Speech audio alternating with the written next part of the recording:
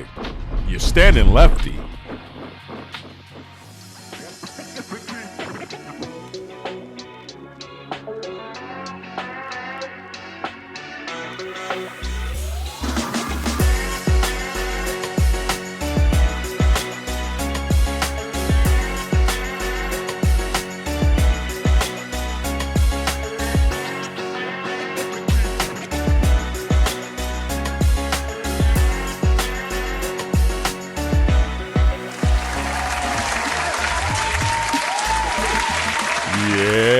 Yeah, I must say, he touched down in the building. Yeah, I like to welcome up and coming. Boxing superstar James Savage Hagler Jr. is in the building on Pep Talk today. Oh, I'm excited. What's up, my guy? What's going on, man? What's up, man? I'm happy to be here, man. Man, I'm excited to have you in the building, man. I never had a boxer in the building. You know, we finally got one. I love the energy. I love it. I love it. Listen, talk to us, man. I mean, let's get into this. How do you start boxing? What made you say I want to be a boxer? Was it because I know you're very, how can I say, you got that family, the roots going on with the boxing world and things of that nature. Your granddad was a legend, I must say. I must take my hat off to, may he sleep in peace. He was a legend. Talk to us. How do you get into boxing? It's something I want to do since I was a kid, for real. Okay. But I was playing football, so that was my distraction right there. Oh. As I got done with it, though, I was like, I'm grown now, so I can make my own decisions. I want to go back to what I want to do when I was a child. Wow. Something I love. I mean, I love football, so don't get me wrong, but boxing was just different. It was something different. There's something different about it. Now, you heard me mention the late James Hagler, which is your granddad. That's Marvin. Marvin Hagler. I'm sorry, my bad. Marvin Hagler, which is your granddad. Talk to us, man. Any influences that he put in your life that right now you're taking with you in the boxing world? Yeah, he influenced me just to be disciplined and just learn how to sacrifice and stuff like that and work hard. And everything not gonna be easy and given to you. And he taught me about the kitchen sink too. That's when people trying to throw the kitchen sink at you in the ring. Next time he threw their hardest punch. You love saying that. Tell you about the kitchen sink. Yeah, so let me ask you. Go ahead. I'm listening. Go ahead. What'd you say? He made sure he told me about that kitchen sink. You like they gonna come in there trying to take your head off. Yeah. So has that happened so far? I mean, how many professional fights you done had? 2 or 3? I had 3. 3 professional fights, but you've been fighting. What's your record prior to your professional record? My amateur record, I didn't really fight too many amateur. Fight too many amateur fights. Right, you didn't have too many. I mean, so a lot of people will say, I mean, at the end of the day, you know, I'm just speaking. Maybe if I'm misspoken, let me know. A lot of people may say you didn't have that many fights. You really didn't fight amateurly. You know, how did he become pro? Let us understand you gotta have a certain amount of fights before you turn pro, and then the boxing commissioner and your coach gotta agree on it. So basically, the boxing commissioner gotta okay it at the end of the day. See, you can't walk in there and get your license. No, it don't work like that. You see what I'm saying? So a lot of people may not know the back end of boxing, because me, you see, miseducated. I didn't know. I'm thinking, okay, your record speaks for itself. If your record is this and you're that, man, that's how you turn pro. You just brought light to my whole thinking pattern. So it's not a matter of the record. It's the coach and what was that? The commissioner agreed. The commissioner. Yeah, commissioner feel like it's really on your coach to feel like he's ready to turn you professional. Oh, okay. And then he has to convince the boxing commissioner, like, okay, yeah, he's ready. Oh, okay. So and another thing that helps too is the coach got to have a little pull too, a little, you know, people know him. His word got to be good. Yeah. He has to be very well known in the game in order for people to say, yeah, okay, Let's look at him. Let's see what he got. Now, is there a certain thing that you have to do? Like once they approve you, do you got to go and spar in front of them or whatever so they can see, or they send your tapes in? How does that work? No, the commissioner probably already don't send your fights at amateur events anyway, though. So he Okay. knows. Right. Okay. I'm gonna be honest with you. I'm very not educated when it comes to boxing. I like boxing. I watch the sport. I love boxing. Don't get me wrong. But when it comes to like the back end of things, a lot of us don't know. We just watch the sport because it's a physical sport and we want to see somebody's ass get kicked. Yeah. Pretty much. You know, who's getting knocked out tonight? You feel me? Yeah. What's it take for you to, when you start in your matches now, what is your routine? What do you like to do? What do what is James Savage Hackler routine? The routine is the world work, training with my trainer, Okay. getting in the pool work, a lot of film study, a lot of strategy going over stuff like that. Okay. And it depends on my weight. That I don't have to cut so much weight down too. So that'd be a key factor too with my weight. That. Oh, okay. So speaking of weight, I like that you mentioned that. What's your weight? What do you consider? What can we consider you? A heavyweight? What welterweight? What are you? I'm a middleweight, super middleweight. Super middleweight. What's the difference between a heavyweight and a super middleweight? The weight class. The weight class. You fight at 160 in super middleweight? I fight at 168. 168. So they would never put you with a heavyweight boxer because you fight at 168. Unless I want to, because I walk around close to that weight almost. Yeah. Are you one of those type of boxers that you think about like, okay, I'm fighting now. I'm get my weight up, get my record up, maybe get a belt or two or whatever, and then I want to go to UFC. Because a lot of boxers do that. Nah, I don't like wrestling, so. Well, it's a mixed martial arts. You just don't like the. I don't want to be getting kicked and tied up with somebody or something like that. I don't like that. A lot of black folks do feel like, nah, man, all that wrestling, ain't nobody doing too much wrestling. Nobody want to be wrestling and all that. Yeah, that's something I won't even think about doing for real. Let me ask you another question. Why is Hagler legacy so important to you? It's important because what my granddad really went through and how hard he took for him to get to where he had to go.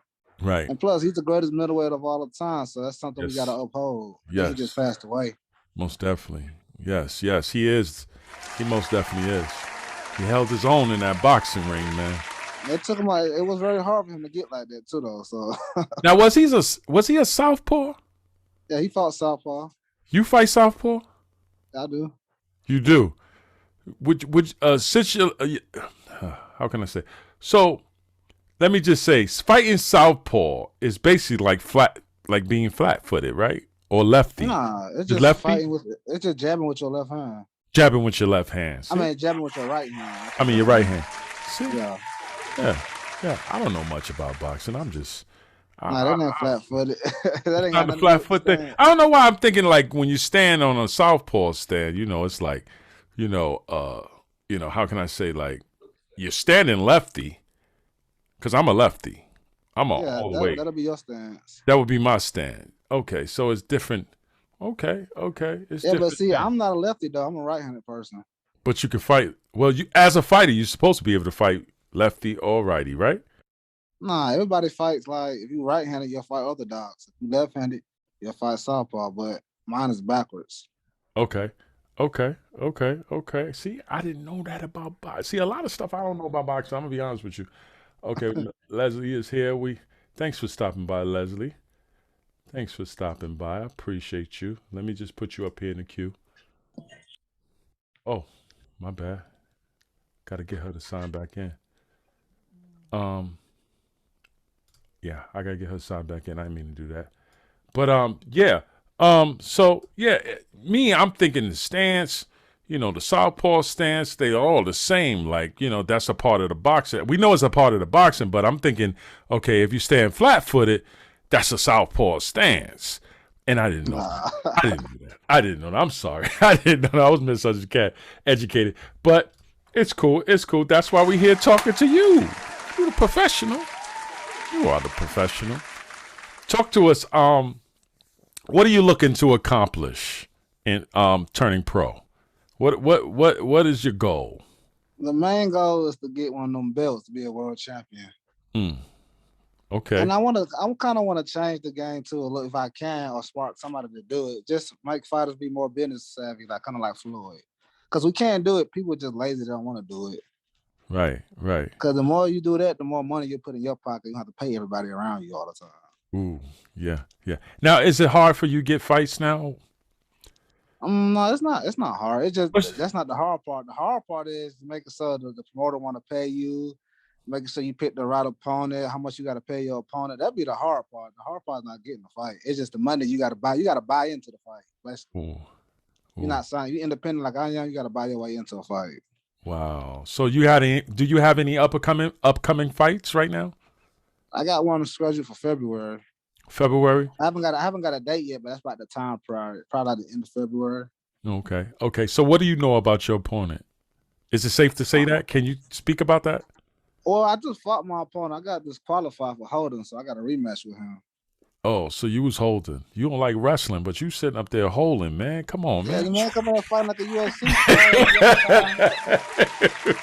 He hit you with a headbutt or something? Oh, hold on, dogs. You look like you were trying to.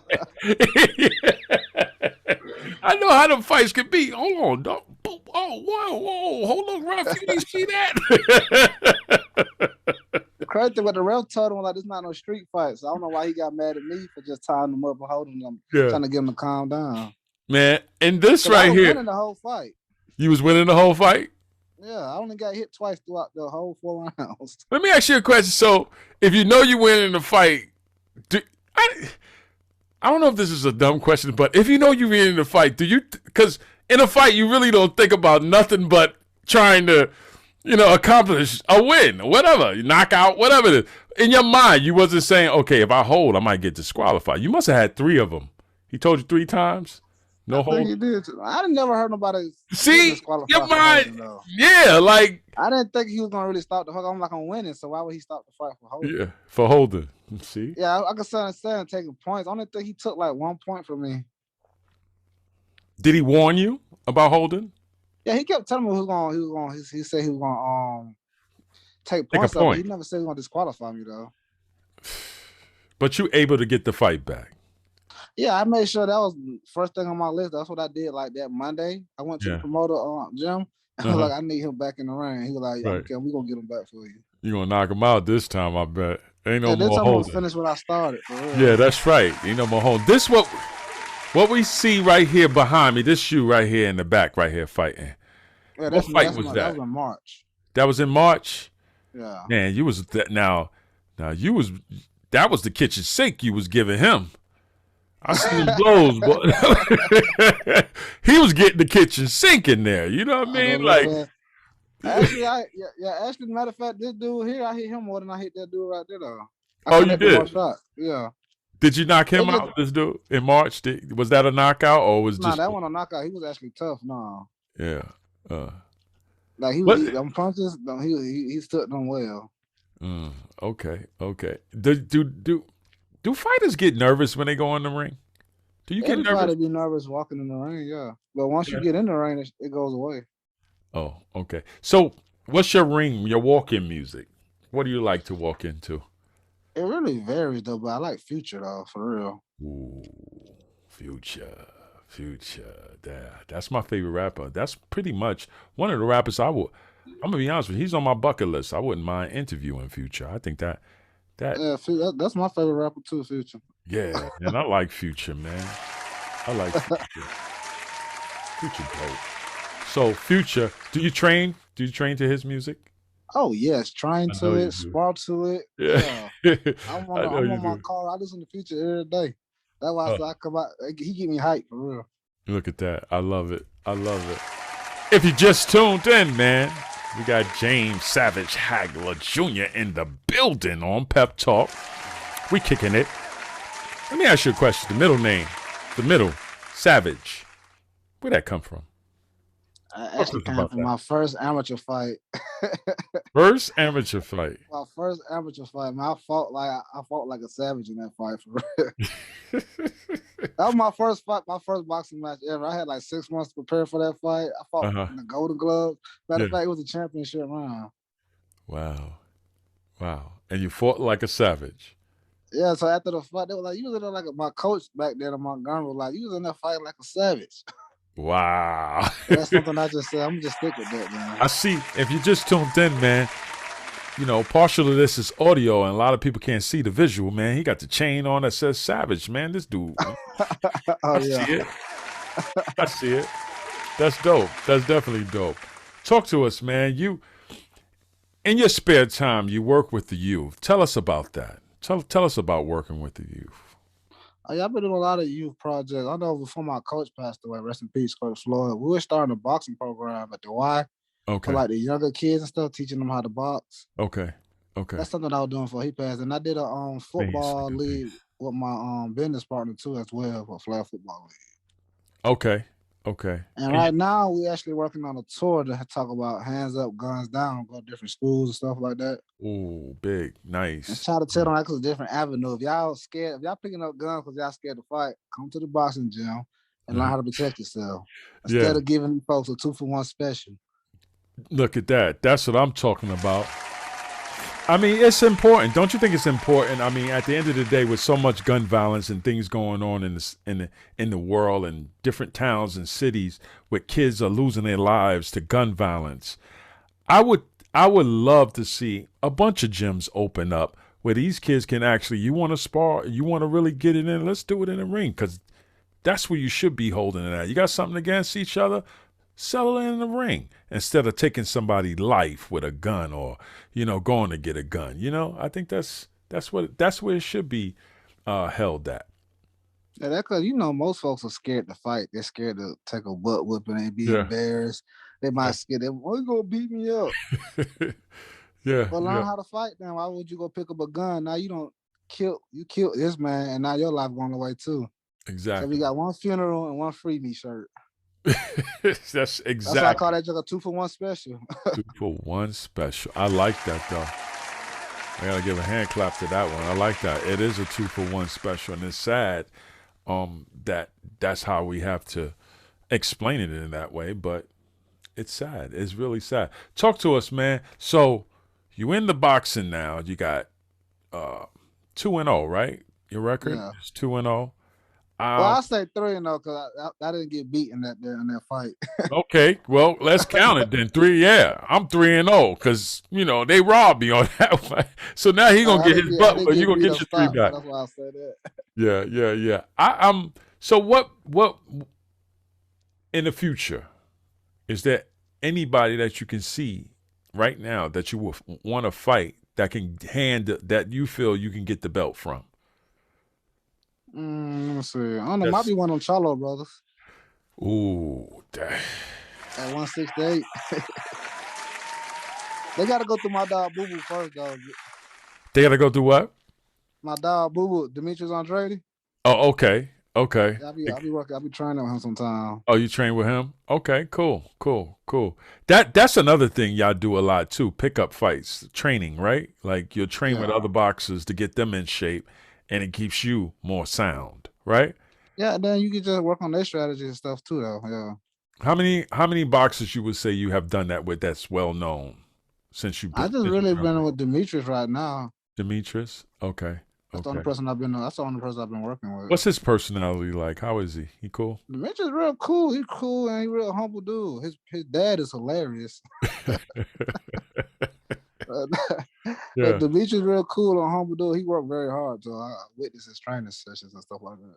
Okay. And he works with his sparring partners too. Like he ain't trying to be in there beating people up. He actually like work with you so you can learn yourself. Wow, that's dope. That's dope. Let me ask you a question. Is there certain perks that a professional boxer get? You can go into any like boxing arena, things like that, or it's not. You don't have that. You don't have that type of It's basically like as a who you pro. know in your face card for real. Oh, okay. Face card, who you know. Yeah, face card and who you know, who you around. That's just how that works. Just like any other anything else. Do you go see other fighters? Like, would you go to another venue and check out other fighters, or you just like more so to yourself? Like, I got to train. I'm about me. I don't want to see nobody else. Oh no, I support all the local pro and amateur fighters around the area I'm in. I go to their fights, even though they don't go to mine. I still go support their fights though. I just like boxing. I hear that. That's dope. Talk to us about the area you live in. Where you from? Tell I'm everybody. from Where you from. Riverdale, Say again. Riverdale, Georgia. River Hill, Georgia. No, Riverdale. Riverdale, Georgia. Riverdale, Georgia. What's the fan base like for you in Riverdale, Georgia? Are they supportive? It's get up there, supporter. A lot of my family and close friends do support me a lot, though. Matter of fact, my community is starting to support me too. Okay, that's good. That's good because it's always good to have a good support system in this fighting game because it's hard. It's hard for any type of entertainer or any type of sport person. Anything. It's hard. The most important support that you want is from your family and your friends. Number one, and then your fans. You want them to support, but like you said, you're building that now. But your family, that's the most in support. The support that you need. What? Oh yeah, they What? ride with me. I'm talking about from all the way from Boston to Alabama. They flying in. I've had people come from everywhere. That's what's up. That's what's up. That's what I like to hear. Because, like I said, looking at your fight reel, man, you look like you the real deal. Looks real deal, man. Oh yeah, I do try to get people. I do try to put people up out of that though. Yeah, knockouts.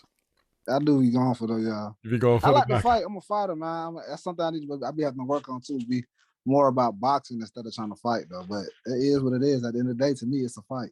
Now you got some people that, and I hope I'm not stepping out of the bounds by asking this question, but you got some people that are fighters. They have bad attitudes. Are you one of them? No, I don't have a bad attitude. No. You know what I mean, right? Yeah. Like then you got some fighters that are just the sweetest person. They personality not sweet, but they personality. Pause. Their personality is, Yeah, they that's how. they That's cool. how a They lot of laid fighters back. are. You know what I Yeah. mean? That's how Demetrius Andrade is. He's laid back. And my granddad was the same way too. Yeah. So you had the opportunity to actually meet your granddaddy and be a part of his life. Yeah, he was part of my. I've been since a baby for real. He been in my life. Really? Wow. He What just was stayed overseas, so we didn't see him like that. But no, we and him had a great relationship though. was he? Did he ever like when in his like you know latter days was he ever like showing you how to hold your hand and stuff like that, boxing, giving you pointers and stuff like that? When I was a kid, but he was at that point he was retired though. But yeah, he used to show me little stuff like that. Right, right. That's cool, man. That's cool, man. Every time you talk about him, man, I said, man, may he rest in peace, man, because that man, boy, that man put whooping on people, bro. What was his record? His record was he ended up being 63 and he had 3 losses, 2 draws, 56 knockouts. 63 and 3 losses? Yeah. I think it was 62 and 3 losses and 2 draws. Wow, wow, wow, wow. What's your as a boxing person, what's your take on Money Mayweather? What do you think about Money Mayweather? I love Floyd. You like Floyd? Yeah, I won't say he the greatest of all time, but I do. I do love Floyd, and I look up to him though.